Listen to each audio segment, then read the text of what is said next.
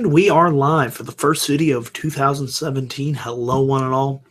Welcome to my live review for tonight's edition of Monday Night Raw. We're going to take a look at the January 2nd, 2017 edition of Monday Night Raw that emanated from Tampa, Florida. So if you're coming on in, please join me. It's great to have you all along for the new year. Yes, it is a new year. Yes, it is. And leave your comments in the chat, live chat, for what you thought of tonight's edition of Raw. But guys, I have to say, overall, my thoughts on tonight's edition of Raw, I just felt like tonight's edition was average to below average. I mean, going into it, I was really looking forward to Goldberg's return, of course, and Sami Zayn versus Braun Strowman, the last man standing match. And we'll get into that. We'll get into what I actually liked on this show. But for the most part, I just left coming out of this show just feeling like, well, I just watched that. It was 3 hours. Why did it need to be 3 hours? And to me, I just got more of the same from Raw that I was hoping that I wouldn't get in 2017. Just the one thing that hurt Raw tonight was the level of repetitive matches. My God, it's the same matches over and over and over again, and just segments and feuds that you really don't care about. And to me, that's what hurt tonight's show. On paper, this was a 2-hour show. I said it on Twitter. There could have been enough here that could have made this a good show. But unfortunately, we had to endure. We had to survive for 3 hours. So in this review, I'll try and go over everything, but it's just at this point I'm just like fighting to stay awake by the end of Raw. So exactly. New year, same shit. So let's talk about Raw, shall we? How did we start Raw tonight? Of course, we started it with a GM promo segment. Authority figures babbling. Mick Foley came down to the ring. He had a new haircut. He was talking about, how he had to remember what city he was in. Of course, Foley made the big botch 2 weeks ago where he said he was in Pittsburgh, PA, when he was actually in Columbus, Ohio. So Mick made sure to get the city right tonight. And Kevin Owens, Chris Jericho come out. They go back and forth. Eventually, they banter on and on about the Universal Championship match at the Royal Rumble. Talk about the shark cage and how Jericho's afraid of going into it. And eventually, of course, who else would come down but Stephanie McMahon? They go on and on and on. As you can see, I really wasn't too interested in what they had to say in this promo segment. Essentially, the whole thing boiled down to Stephanie talking about the fact that Kevin Owens and Seth Rollins are going to have a match tonight. And the winner of that match will... Let me make sure I get this right. Actually, before that, the one thing that was really interesting was that Stephanie brought up the fact that SmackDown Live beat Raw in the ratings. So I'm happy that they actually acknowledged that on TV, and I hope after tonight's episode of Raw that SmackDown Live beats Raw in the ratings this week, next week, the week after that, the week after that, and the week after that. So Stephanie tried to say that she's tired of SmackDown beating Raw, and it's not the land of opportunities, blah, blah, blah. But we all know that SmackDown is the A show for a reason. So she pretty much made the match that in Kevin Owens versus Seth Rollins, the loser from the match tonight would be banned from ringside in the United States Championship match later on between Chris Jericho and Roman Reigns. Now, the problem I had with all this was, somebody tell me if you're watching live, how many times have we seen Seth Rollins versus Kevin Owens? A lot. How many times have we seen Roman Reigns versus Chris Jericho? A lot. How many times have we seen TJ Perkins versus the Brian Kendrick? Say it with me. A lot. I've seen Bayley and Nia Jax a few times. It's just like, my God, it's the same matches. The same matches over and over and over and over and over, and just when you think they're done, and over and over and over. And you wonder why you don't care after a while. I mean, good wrestling, but after a while, like this match between Kevin Owens and Seth Rollins, good match. But I've seen it so many times to the point where I've just become numb, comfortably numb. There's the Pink Floyd reference, but you get my drift. It's just like, and of course, Kevin Owens, he can't win a match clean. That's another thing. When was the last time Kevin Owens won a match clean, guys? Doesn't happen. You're Universal Champion. doesn't happen. So that kind of pissed me off. Rollins got the win via disqualification.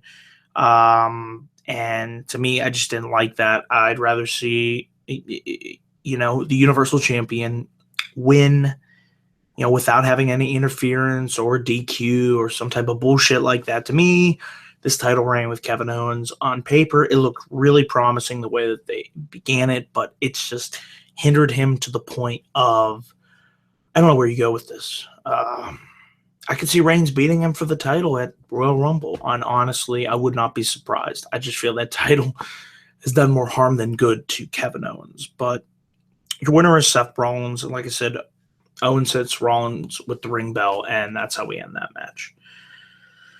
But the one thing that I really liked on this show, and they gave these guys time, was a solid match with Cesaro taking on Carl Anderson. Really good match. I wouldn't say really good. I'd say it was a good match. Cesaro, just his ability, his strength, his finesse inside the ring just continues to impress me. And I thought Anderson, this was the best that I saw him look in a singles match, in a one-on-one singles match anyways, on the main roster. So I thought they gave these two guys adequate time. They were able to tell a good story. Got some good counters in there. Cesaro, hitting the European uppercuts on Anderson. He also hit a springboard European uppercut, so that was really nice to see. He eventually attempted to go for the diving swing, and eventually, as Cesaro set Anderson up on the top rope for the superplex, Gallows hit the top rope, causing Cesaro to fall. And eventually, that led to Anderson dived onto Cesaro and hitting the diving neck breaker for the win. So, yeah, another thing that surprised me on Raw tonight was Anderson got the win. And tell me, because I can't recollect, when was the last time Carl Anderson got a singles match win on the main roster? Or was this his first singles win on the main roster? Because honestly, guys, I can't think of a single time that he's won on the main roster. But good match. Like I said, was definitely one of the high points of the show, and believe me, there weren't many. But yeah, it was good stuff. I liked what we had to offer. And then the match of the night by far, and it says it down below in the title: Sami Zayn versus Braun Strowman in this awesome last man standing match. This was a match that we hadn't seen 10 million times. It was in a stipulation that was refreshing. And I thought Sami Zayn and Braun Strowman went out there and they tore the house down. Just from, Sami's never say die attitude in this match to Braun Strowman, throwing Sami Zayn around like a rag doll. I thought despite losing, I thought Sami Zayn looked good in this match. And I thought he made Braun Strowman look like $1 million in this match. This was definitely Strowman's best match to date. As far as I can recollect, his best singles match. I think you put him in there with a guy like Sami Zayn who can help make him shine. And it was just a great, outstanding effort, from the brawling to the back to going up on the stage to the use of the kendo sticks to Strowman just using his power and dominance over Zayn, to the steel chair shots, to just, everything in this match. I thought it flowed nicely. Really, I thought this should have been the main event of the show, the way that it just flowed. It was beautiful, and I loved it. And Strowman, of course, came out of this match victorious. I thought maybe Sami Zayn, they'd have him gut it out and pull out an upset win. But no, to no avail. He just was no match for the power and the dominance of Braun Strowman. So after repetitively hitting the power slam on Sami Zayn, Sami was unable to make it up to the count of 10. And Braun Strowman is declared your winner. Afterwards, the EMTs go to bring down the gurney for Sami Zayn, but Strowman flips Sami Zayn out of the gurney, and Strowman's unstoppable right now. Like I keep saying, he is marketably improved since the brand split. Initially, I didn't see too much in Braun Strowman, but over time, more and more, he's becoming one of the only reasons that I actually want to tune in and watch this show live, which I find harder and harder to do every week. But really good match, and definitely my high point for this show. After this, we had the New Day come down. They were going to talk about their New Year's resolution segment, and this was really weird. And before they could really get going, Titus O'Neil comes down. Titus O'Neil said he wanted to join the New Day. I'm thinking, oh my God, What the hell am I watching here? It's like Titus O'Neil and the New Day. Okay, I wanted to see where they were going with this. It was really awkward, but I actually found this to be so bad with Titus dancing and doing the New Day rocks and blowing on a whistle. To me, this was so bad that it was actually funny. It was cringeworthy, but I did laugh during it. And the whole point of this was to set up a match between Titus O'Neil and Xavier Woods. Xavier Woods got the win. He reversed it, a backbreaker from Titus into a pinfall. So Titus danced. He twerked or whatever. So there'll be a gif of that soon. But really weird. And yes, rest in peace to Titus' career. He has no chance. He's just, I don't know what you do with Titus O'Neil at this point. It's just like, I don't know. Let me know in the comment section. What do you do with Titus O'Neil? Because at this point, I'm at a loss for words. Just like how this segment left me at a loss for words. Backstage was an interesting segment between Bayley and Stephanie McMahon. Bayley was talking to Stephanie, talking about her victories, recent victories over Charlotte Flair. Previous week, she had interference from Dana Brooke. But Bayley said, that she wanted a rematch with Charlotte. And Stephanie pretty much said, well, you're actually going to be in a number one contendership match tonight on Raw. You will have to face Nia Jax. And, usually I don't like when Stephanie, believe me, I'm no fan of Stephanie on TV. Usually I don't like when Stephanie berates talent and puts them down. But in this case, I felt it worked to Bayley's advantage, seeing as how Bayley is the lovable underdog. Stephanie said, Bayley, you're nobody. You're pretty much worthless. Yet Charlotte, she is the pedigree, the talent. She is a Flair, what have you. So in this case, I felt it added to Bayley, and I would just like, to see them take this, run with it, and be like, have Bayley prove Stephanie wrong. Now, somebody on Twitter mentioned that they'd be interested in seeing Bayley versus Stephanie McMahon at WrestleMania. What would you guys think about that? If Bayley would go over, of course she'd have to go over in that match. It would make no sense for Stephanie to win, but it would be interesting. I thought Stephanie and Brie, they had a really good match at SummerSlam, and you think you put,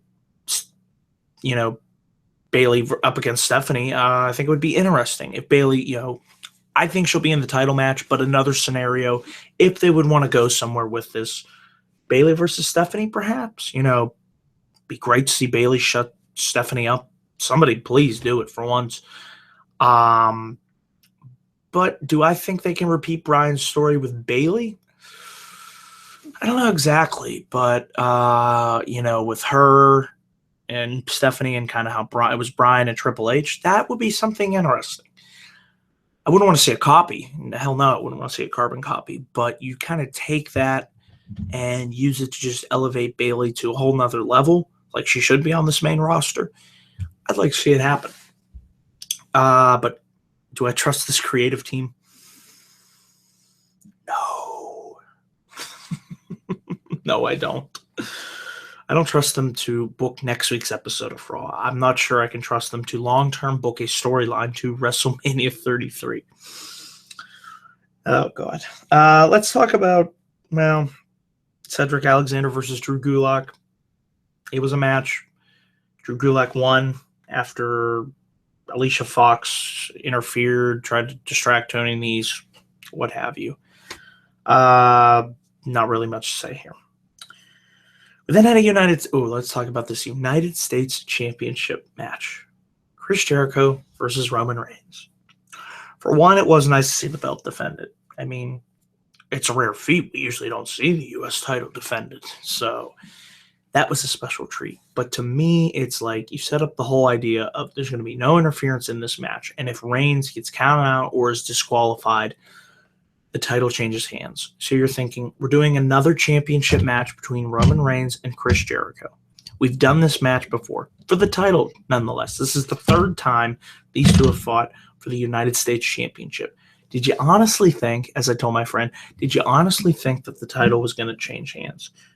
If you thought the title was going to change hands, because that would make sense. I mean, it's not like they're doing anything with the U.S. Championship. There's no feud for it. It's half-ass forgotten. Hell, it wasn't even on the Roadblock poster. If you look at the Roadblock poster. Go back and look. Reigns does not have his United States Championship. And that pisses me off. It's just like, if you book him correctly, Reigns could be a good U.S. champion. But they're not booking him correctly, so why not give it to Jericho? Why not? They don't do that. I thought they had a good match, but it just left me disappointed seeing, you had all this, had the stipulation between Owens and Rollins. The stipulation added if Reigns, DQ'd, whatnot, he loses the title. And then just for all that to go to naught, what was the point of this? It felt like just wasting time. Good match. I liked the spot where Jericho, a la, an homage to the late, great Eddie Guerrero. We miss you, Eddie. Where he made it seem like Reigns hit him with the United States Championship and threw the belt at Reigns. I thought, boom, he hits Codebreaker. That's going to be it. But no, of course, Reigns kicks out. Jericho runs into the exposed turnbuckle and Reigns hits the spear, and he still retains his United States Championship. And of course, Reigns will not defend that United States Championship at the next pay-per-view. So let that sink in, man. What did we have after this? Big Cass and Enzo, who was in a hover round, versus Jinder Mahal and Rusev. You hear that? You hear that silence? That's the sound of nobody caring. How sad is that? Rusev should be an unstoppable dominant monster, probably going after the United States Championship. Enzo and Cass should probably be going after the tag team championships. Boom. Can't you do that? No. Okay, so you have them in this meaningless feud that I liked at the start, but then realized that it's going nowhere. And how sad is that? The talent involved in this match, it's a disservice to them that you can't come up with anything better for them than this lazy-ass shit. Little rain here, but it's sad that we don't care. We should care, and the talent deserves better. Seriously. No excuse for this on this 3-hour show. Sorry about that. I'm trying to stay positive, but it's just like going into this show, I wanted to be positive for the show. I really did. But it just left me feeling like hashtag repetitive raw. Honestly, I'm sure, if you're watching Deluxe Man's review as well, he's having the exact same reaction. It's just like, here we go again. We had number one contenders match between Bayley and Nia Jax. I felt like they were rushed for time. Obviously, something went overtime in a segment or a match, so they cut time from this match. Sasha Banks' return in this match cost Nia. Bayley runs up, hits the Bayley to belly, suplexes Nia Jax off the top rope for the win. I kind of didn't like how, we knew Sasha was going to return probably and cost Nia, but it just felt like, to me, it kind of made Nia look a little bit too weak. You want to build her up as a dominant monster, and for her to just kind of lose that quickly, to me, it just didn't sit well. I thought maybe there could have been a better way of going about this, but Bayley's your number one contender. She's going to have a match against Charlotte. I should be more excited, but you know what? I'm not. I believe they've had 4 matches now on free TV. And that's a shame. You should be really excited for Bayley versus Charlotte, but you can't be when it's the same match over and over and over again. Another running theme of this show. It'll be a good match, but it's just like, when's enough? Seriously. Then we get into the Kevin Owens show featuring Chris Jericho and Kevin Owens with special guest Bill Goldberg. Jericho makes the announcement that he will be in the Royal Rumble, and if he has to, he will face his best friend, Kevin Owens, for the Universal Championship. That's a match I'd like to see. I doubt it'll be for the Universal Championship, but we'll have to see what happens going into the Royal Rumble. Eventually, Goldberg comes out. It's a pretty nice reaction. He goes right in Jericho's face before Jericho can put him on the list, and he says he has 2 things for them, jackhammer, spear. And Paul Heyman eventually comes down to the ring, and he talks up the fact that Brock Lesnar is going to eat, sleep, eliminate, repeat. Hopefully not fall asleep in the Royal Rumble match, but Heyman goes on and on. Eventually Reigns comes out, and we have a very interesting stare down between Reigns and Goldberg. And yes, I will sign that petition. I will sign that petition in a heartbeat. But we had Reigns and Goldberg stare down in the ring. And I really wanted to see Goldberg hit Reigns with that spear. I don't know about you guys, but I really wanted to see Reigns get hit with that spear. Didn't happen. We had happen instead was Strowman came down, and both Goldberg and Reigns teamed up to double spear Strowman. Kind of didn't like that. I would have rather maybe seen Strowman go on a path of continued dominance and just a tear. Just didn't really sit well with me the way that happened. And that's how we kind of go off the air. Still wanted to see Goldberg hit Reigns with that spear. I really did. Could it be a foreshadow of Goldberg versus Reigns at WrestleMania? Maybe. I mean, be intriguing. But I still think it's going to be Lesnar Goldberg in the rematch. If it could go down that avenue, but we'll have to see the way that the Royal Rumble happens. But as of now, let me give you an updated list before we go off the air here of the Royal Rumble match participants. Of course, as you all know, we have Goldberg and Lesnar. The New Day were also confirmed. Big E, Kofi Kingston, Xavier Woods, Chris Jericho, and Braun Strowman were also confirmed on tonight's edition of Raw for the 2017 Royal Rumble. And we also have Bayley versus Charlotte for the Raw Women's Championship. Heel Roman versus Goldberg would be money. Heel Roman versus anybody would be money. But you know why they're not going to have heel Roman versus Goldberg? Because WWE is run by a bunch of stupid idiots. And you just made the list. So, guys, that is it for my first live Raw review of 2017. I want to say thank you all for tuning in, all four of you. It's great to have you as an audience. And I hope in 2017 that we continue to grow this channel to leaps and bounds. I'm already on the way to 250 subscribers. My goal is eventually to reach 300. And, I just want to say thank you for all the support once again throughout the past year. It's been great having you all along for the ride. And just to hype up what's coming soon to this channel later on this week, live SmackDown review tomorrow night, 10:10 p.m. So Ty Dillinger likes that time, 10:10. We then have I'll have my Royal Rumble card predictions video. That'll be coming up later on this week. And then stay tuned. This Sunday, coming up, will be my 30-man Royal Rumble predictions video. In that video, I'll be joined by special guest, my good friend Mike, the Club of the Man 1993, Nerd Coalition, BSP Wrestling Show, and Robbie One Kenobi. So we're going to have a full house. Should be up around 6:30 here on YouTube, Google Hangouts. We were going to be breaking down our top picks to win the Royal Rumble, the number of participants that we think will be in the Royal Rumble, and yeah, we're going to break down focus on the 30-man Royal Rumble match. So that should be good. Always look forward to talking about the Rumble. And then remember the date, January 14th. Cannot say this enough. The Guys at Wrestling Report returns January 14th with special guest Deluxe Man. It'll be a huge honor to have him back. Anticipating doing that video. It'll probably be better than Raw. It will be better than Raw. So Deluxe Man here on this channel for the Guys at Wrestling Report. Shout out to him and check out his channel. One of the best YouTubers here on YouTube. And that is it, guys. A lot of great stuff coming soon to this channel. So I want to say thank you for tuning into this first video of 2017. Hope you all you will have a happy and blessed new year.